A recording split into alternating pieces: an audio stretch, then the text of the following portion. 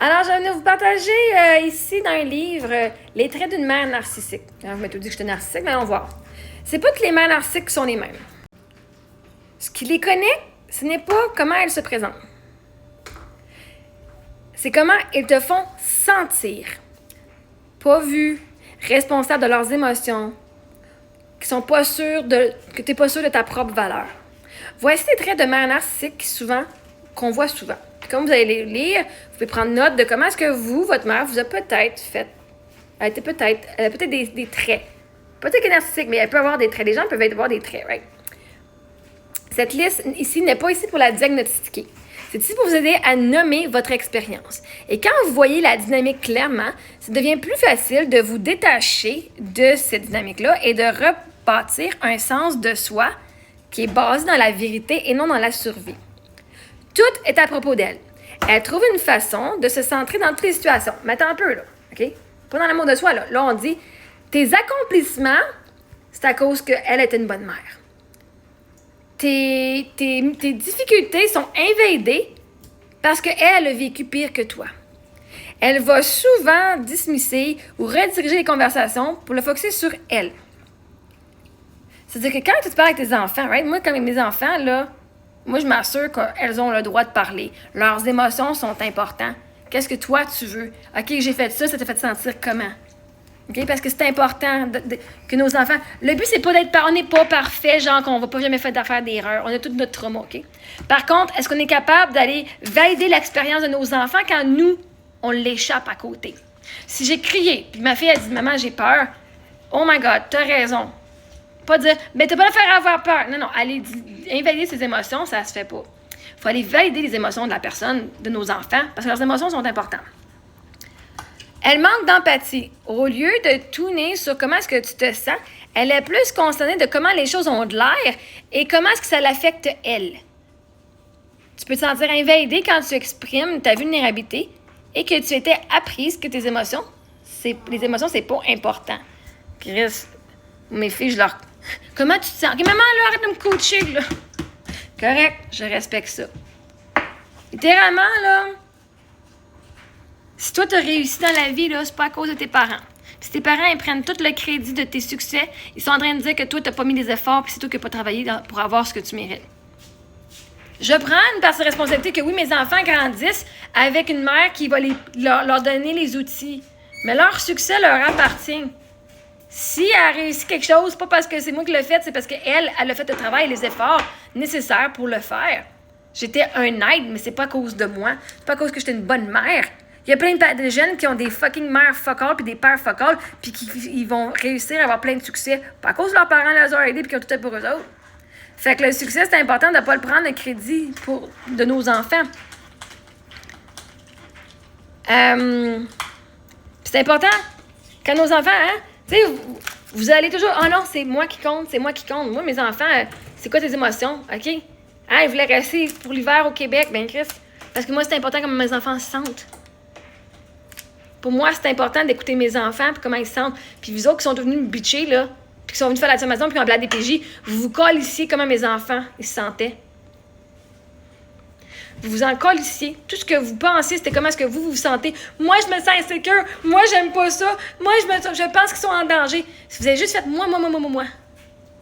Et pas ce que moi et ma famille, on vivait, pour vrai. Vous êtes venus projeter votre propre venin, vos propres peurs sur nous autres. Au lieu d'écouter comme mes enfants disaient qu'ils sont heureuses, vous les écoutez même pas. Ah, c'est sa mère qui a dit dire ça. Right? Comme, vous avez tellement manqué d'empathie. Moi, j'en manque pas d'empathie. Même des fois, j'en ai trop. Fait que ça, je travaille un petit peu là-dessus. Elle manipule avec culpabilité et honte. Elle va peut-être utiliser des phrases comme « Après tout ce que j'ai fait pour toi » ou « Arrête d'être si dramatique ». C'est des phrases qui sont utilisées pour contrôler, te confondre, pour que tu sois confuse et pour enlever ton sens de sécurité émotionnelle. Moi, mes filles ont toujours eu ça. C'est une des affaires que je suis fucking fière de moi. C'est que j'ai pu aller leur donner, en faisant le travail sur moi, j'ai pu aller leur donner cette sécurité émotionnelle-là, qu'elles peuvent pleurer si elles ont besoin, elles peuvent être en colère, elles peuvent être l'émotion qu'elles vivent et elles sont en sécurité. Elles ne seront pas rejetées, elles ne seront pas invalidées. T'as raison, ça fait peur, hein? T'as raison. Si maman a écrit comme ça, je peux comprendre, oui.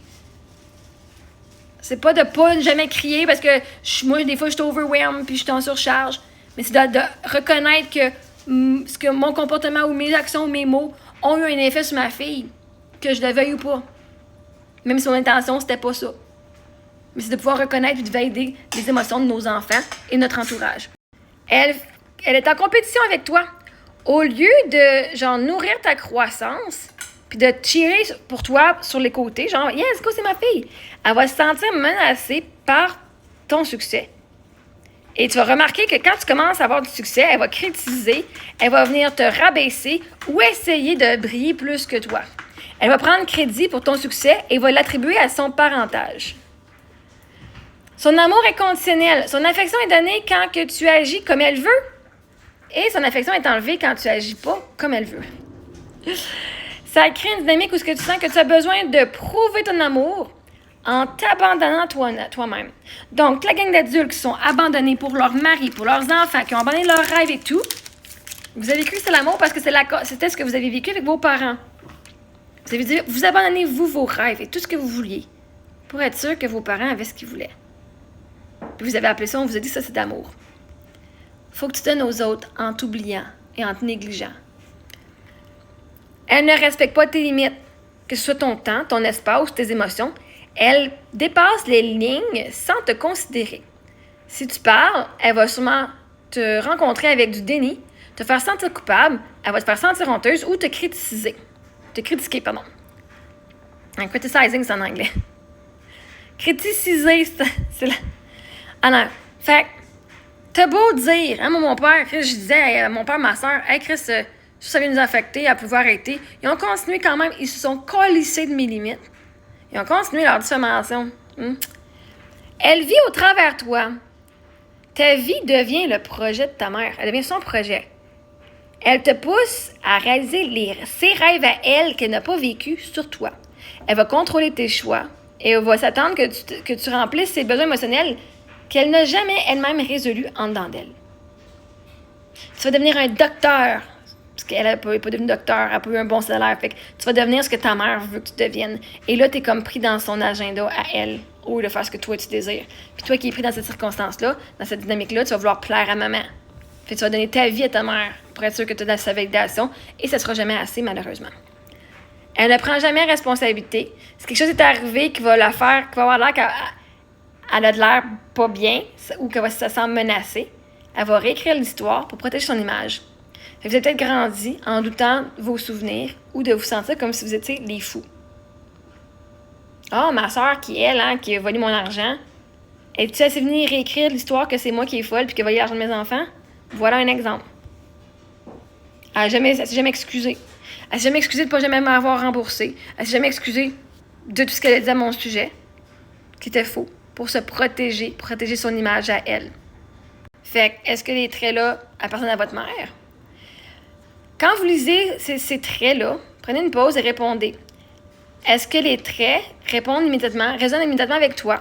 Et lequel te rend inconfortable à prendre conscience puis à accepter? Acknowledge que tu vas te nommer puis dire « Je le vois là, ça je le vois maintenant ». Quel trait as-tu minimisé en premier? Ah, c'était pas si pire. Et qu'est-ce que tu penses a fait que tu les as downplayés, que tu ne l'as pas pris aussi sérieux? Quel comportement as-tu normalisé en grandissant parce que tu n'avais pas d'autre option? Fait que ça vient de la page Daughter in the Mirror, si vous voulez aller continuer à regarder, là, je vous ai montré les posts. Mais moi, je suis ici pour vous montrer d'autres options. Pour que vous puissiez justement choisir. Peut-être tu veux continuer le comportement que ta mère que tu as vécu, tant mieux. Mais au moins, ça va être un choix. Ce ne sera plus juste parce que tu n'as pas d'option. Fait que ces choses-là ont répondu, vous ont aidé à prendre conscience de vous, ce que vous avez vécu. C'est pas pour aller blâmer nos mères et dire « Oh my God, ils sont toxiques ». Parce que la réalité, c'est à la fin de la journée, vous avez cru que vous n'avez pas de valeur. Vous avez cru à ces choses-là et vous avez continué la dynamique, right? Une dynamique, ça prend deux personnes. Et le but, c'est pas d'aller vous rendre compte que de dire « J'ai honte de moi ». Non, c'est de dire « OK, voici ce qu'il y en est, voici où ce que j'ai été dans le déni, voici ce que j'ai gardé. Il y avait des red flags, puis je les ai gardés quand même, j'ai resté. » Après ça, de dire « Comment est-ce que je peux changer pour mon futur? » Donne de l'amour à ton enfant intérieur, donne de l'amour à ta mère dans ta tête. Tu n'as pas envie de donner de l'amour. Dis, je te vois, tu as été blessé, ça m'a blessé. Et maintenant, c'est toi le parent de ton enfant intérieur et c'est ta job d'aller te guérir.